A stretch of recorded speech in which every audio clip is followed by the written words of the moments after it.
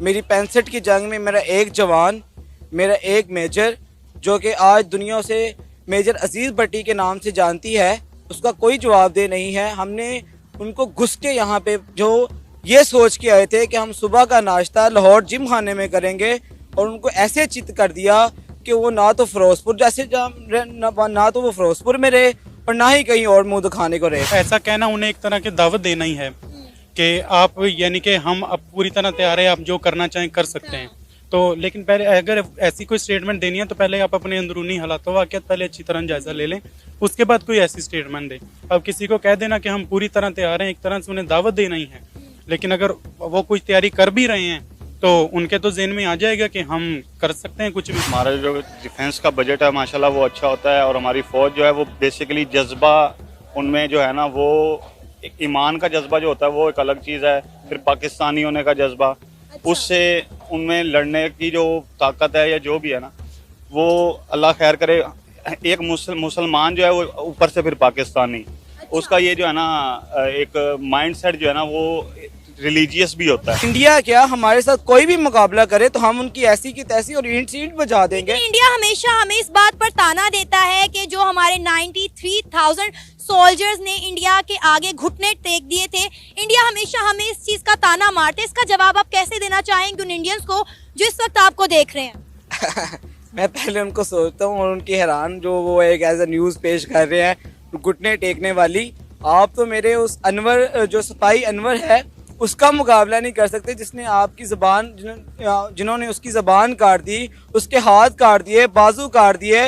वो फिर 21 सिंध रेजिमेंट में जाके कहता है अस्सलाम वालेकुम सर, सिपाही अनवर फिर ड्यूटी के लिए हाजिर है। पाकिस्तान का भी बजट है, इंडिया का भी रिसेंट बजट है, जिसमें इनकी बजट की स्पीच ओनली ऑफ 50 मिनट्स। इसका मतलब ये है कि उनकी इकॉनमी है ही इनको इतनी स्ट्रॉन्ग कि ना उनको कोई न्यू टैक्स लगाने की ज़रूरत है, ना कुछ करने की ज़रूरत है, बस जो उनका चल रहा है वो लेके चल रहे हैं। ऊपर से रिसेंट हमले हुए हमारे ऊपर ईरान की तरफ से हुए, हमारा बलूचिस्तान के मसले चल रहे हैं। हम कहाँ कहाँ पे देखेंगे? बलूचिस्तान देखें, ईरान देखें, इंडिया देखें, क्या करें? यूनाइटेड नेशन को भी जवाब देना होता है सारे इन मामलात को देखने के बाद, और ऐसे कोई भी नहीं कर सकता। पाकिस्तान वो खिलाफ वर्जी खाली ही नहीं है कि वो एक वीक से ज्यादा स्टे कर ले, ये मुल्क तबाह हो जाएगा। तो पाकिस्तान ने उसका मुकाबला किया। फिर मैं आपको 65 की जंग की तरफ लेकर आता हूँ। मेरी 65 की जंग में मेरा एक जवान, मेरा एक मेजर, जो कि आज दुनिया से मेजर अजीज़ भट्टी के नाम से जानती है, उसका कोई जवाबदेह नहीं है। हमने उनको घुस के यहाँ पे जो ये सोच के आए थे कि हम सुबह का नाश्ता लाहौर जिम खाने में करेंगे, और उनको ऐसे चित कर दिया कि वो ना तो फिरोजपुर जैसे ना तो वो फिरोजपुर में रहे और ना ही कहीं और मुंह दिखाने को रहे। और आज भी आर्मी चीफ की सलाहियतों को मैं नवाजता हूँ। पाकिस्तान के जो जवान हैं उनको मैं इनकी सलाहियतों को नवाजता हूँ। अल्हम्दुलिल्लाह मेरे वतन के अंदर हर चीज़ मौजूद है। अल्लाह ताला ने मेरे वतन को हर एक सलाहियत से, हर एक चीज़ से नवाजा है। पाकिस्तान के अंदर 79 मिलियन एकड़ ज़मीन है, जो कि एक बहुत बड़ी ज़मीन है, ज़री ज़मीन है। पाकिस्तान में समंदर है, साहिल है, हम तो हर तरह से माला माल हैं। और इंडिया क्या हमारे साथ कोई भी मुकाबला करे तो हम उनकी ऐसी की तैसी और ईंट सीट बजा देंगे। इंडिया हमेशा हमें इस बात पर ताना देता है कि जो हमारे 93,000 सोल्जर्स ने इंडिया के आगे घुटने टेक दिए थे, इंडिया हमेशा हमें इस चीज का ताना मारते। इसका जवाब आप कैसे देना चाहेंगे उन इंडियंस को जो इस वक्त आपको देख रहे हैं? मैं पहले उनको सोचता हूँ और उनकी हैरान जो वो एक एज ए न्यूज़ पेश कर रहे हैं घुटने टेकने वाली। आप तो मेरे उस अनवर जो सिपाही अनवर है उसका मुकाबला नहीं कर सकते, जिसने आपकी ज़बान जिन्होंने उसकी ज़बान काट दी, उसके हाथ काट दिए, बाजू काट दिए। वो फिर 21 सिंध रेजिमेंट में जाके कहता है अस्सलाम वालेकुम सर, सिपाही अनवर फिर ड्यूटी के लिए हाजिर है। तो आप किन जवानों की बात करते हैं?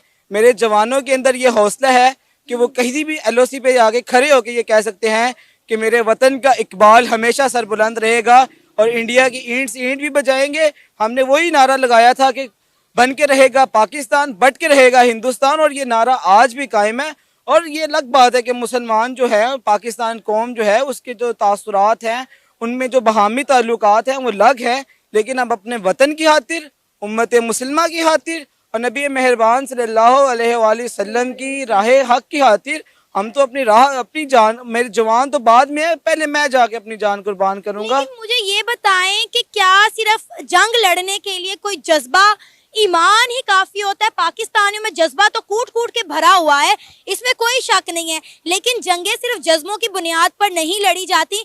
जब आपके एक्स आर्मी चीफ ये बयान दें कि हमारे तो टैंकों में तेल ही नहीं है कि हम इंडिया के साथ जंग लड़ सके, तो फिर पाकिस्तान के जो नौजवान है वो किस जज्बे और ईमान की बात करते हैं? देखिए, मैं पहले आपसे इस तरह मैंने पहले भी बात की कि आप 65 की जंग में देखें कि आपके पास क्या क्या चीज़ें थी। 65 की जंग में तो आपके पास वो हथियार भी नहीं थे। अल्लाह का शुक्र है आज आप एक एटमी पावर हैं, हम आंखों से आंखें मिला के जीते हैं। एटमी पावर तो इंडिया भी है ना। अब इंडिया आप देखें इंडिया कितने जो है मिसाइल अपने मुल्क के अंदर बना रहा है रशिया के साथ मिलकर, पूरी दुनिया में उनकी डिमांड्स है। अच्छा, अब दूसरी बात, हम ये जंग की बात जो कर रहे हैं, अब हमारे जो प्राइम मिनिस्टर हैं और हमारे जो आर्मी चीफ हैं, उन्होंने ये बयान दिया कि इंडिया हम पर हमला करने वाला है। इंडिया की जानिब से तो इस तरह की कोई स्टेटमेंट ही नहीं आई। इंडिया के प्राइम मिनिस्टर नरेंद्र मोदी ने कहा कि मैं 30 टन्योर में अहम फैसले करने वाला हूं, लेकिन हमारे प्राइम मिनिस्टर और आर्मी चीफ ने ये अखज़ कर लिया कि शायद वो अहम फैसला ये होगा कि पाकिस्तान पर हमला किया जाए।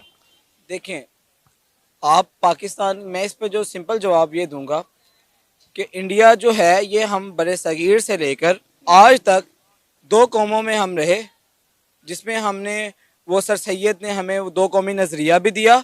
उसमें साफ ये लिखा हुआ था कि कभी भी हम हमारे मज़हब, और फिर खुतबा इकबाल पे जाऊंगा, इलामा इकबाल ने जो खुतबा दिया उस पर भी साफ है कि हम अपने मज़हब, हमारे स्टाइल ये डिफरेंट है। उनकी तरफ से थ्रेट आएंगे, हमारा जज्बा है वो तनहा की खातिर लड़ रहे हैं, हम ईमान की खातिर लड़ रहे हैं। वो अपने अपने ऑफिसर को खुश करने के लिए खातिर लड़ रहे हैं, हम शहादत के लिए लड़ रहे हैं। ये तगदो, ये जिद्दोजहद, ये अकामते दीन की राह, ये हर एक चीज़ पर बात भी, ये तो सबसे बुनियादी अमल है ना। वो तो जंग की बात ही नहीं करते और पाकिस्तान की तो बिल्कुल भी बात नहीं करते। वो तो कहते हैं हमें पाकिस्तान का कुछ करने की जरूरत नहीं है, तो वो मुल्क है जो अपनी मौत आप मर जाएगा। देखें, ये उनका ख्वाब है और ये ख्वाब फिर ख्वाब बन के रहेगा।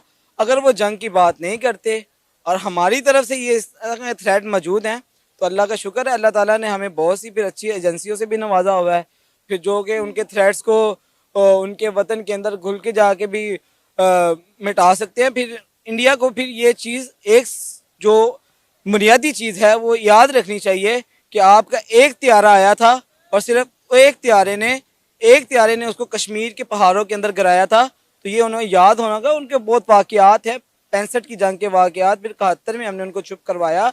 मैं वही बता रहा हूँ कि हम बुनियादी तौर पे जो डर रहे हैं, जो मुसलमानों का अब रवैया है वो अब डिफरेंट है, उसके ऊपर मैं कुछ नहीं कहना चाहता। उसमें मैं ये कहना चाहता हूँ कि हमें अपने अंदर बहामी इत्तेफाक ऐसा होना चाहिए, अपने अंदर हमारा जोश व खरोश ऐसा होना चाहिए, always ready, it's mean ready. आपका नाम?